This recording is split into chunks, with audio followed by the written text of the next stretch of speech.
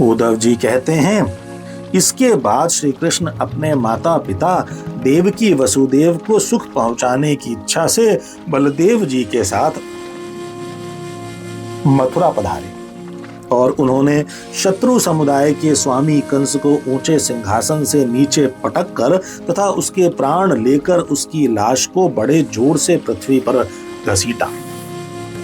सांदीपनी मुनि के द्वारा एक बार उच्चारण किए हुए सांगोपांग वेद का अध्ययन करके दक्षिणा स्वरूप उनके मरे हुए पुत्र को पंचजन नामक राक्षस के पेट से यमपुरी से लाकर दे दिया।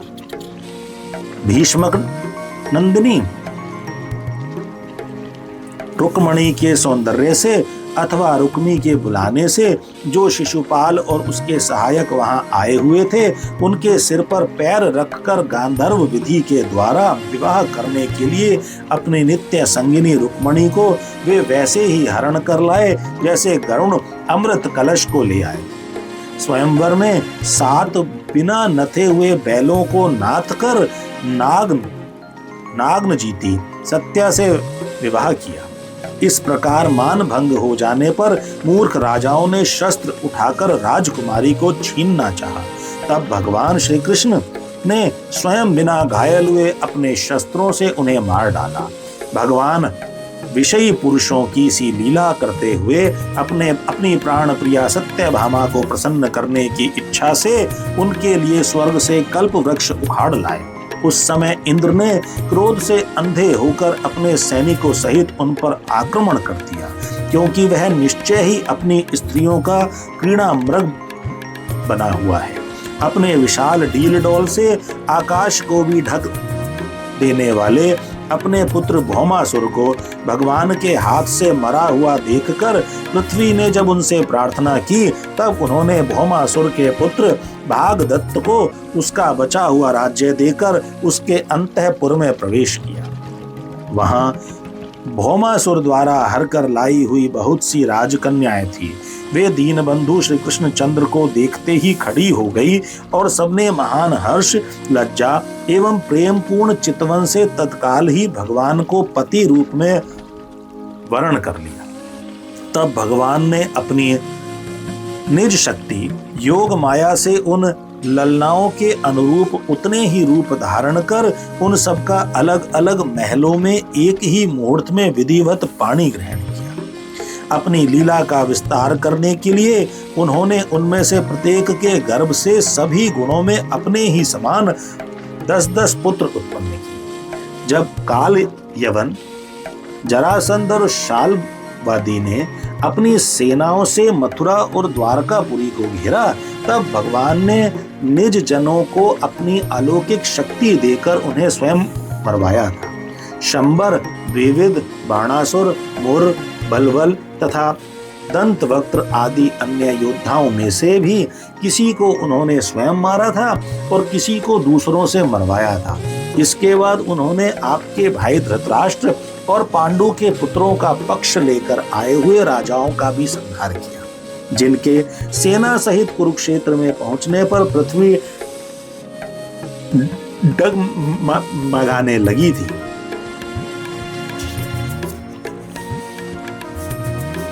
कर्ण, दुशासन और शकुनी की खोटी सलाह से जिसकी आयु और श्री दोनों नष्ट हो चुकी थी तथा भीमसेन की गदा से जिसकी जांघ टूट गई थी, उस दुर्योधन को अपने साथियों के सहित पृथ्वी पर पड़ा देखकर भी उन्हें प्रसन्नता न हुई। वे सोचने लगे, यदि द्रोण, भीष्म, अर्जुन और भीमसेन के द्वारा इस 18 अक्षौहिणी सेना का विपुल संहार हो भी गया तो इससे पृथ्वी का कितना भार हल्का हुआ।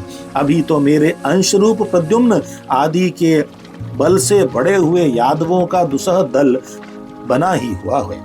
जब ये मधुपान से मतवाले हो लाल लाल आंखें करके आपस में लड़ने लगेंगे, तब उससे ही इनका नाश होगा। इसके सिवा और कोई उपाय नहीं है।